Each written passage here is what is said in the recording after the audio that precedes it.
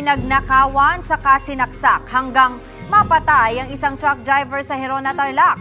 Wanted pa rin ang suspect. Para bigyan ng mukha ang balita, Mobile Journal, Kayla Makatan.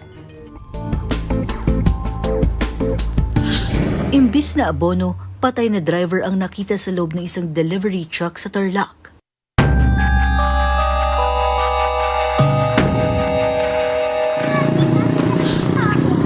Alas 7:30 ng umaga nitong January 9 nang madiskubre ang dugo ang lalaki sa loob ng isang nakaparadang truck sa barangay Magaspag, Herona, Tarlac. Babati umano sana ang residente sa driver, pero laking gulat nang makita siyang walang buhay. Sa pagsisiyasat ng mga rumespondeng polis, na lamang nagtamo ng isang malalim na saksak sa kaliwang bahagi ng dibdib ang biktima. Tansya nila, mahigit 8 oras nang patay ang lalaki. Sa na-recover ng mga gamit, kinilala siyang si Wilfred Behara, delivery truck driver na residente ng Benguet.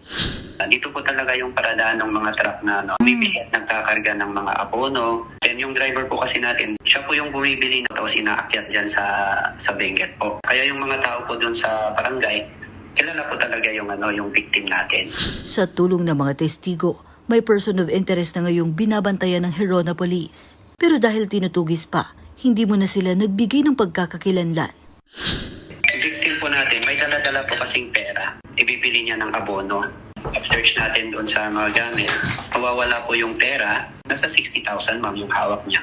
Majority naman po ng taga-barangay is kilala yung POI. So sana po magipagtulungan po tayo para ma-resolve natin ng mas maaga. Iwasan po natin sana na gumawa ng mga speculations na makakasira po sa investigation. Mga kapatid, Mobile Journal, Kayla Makatan, hatid ang mukha ng balita.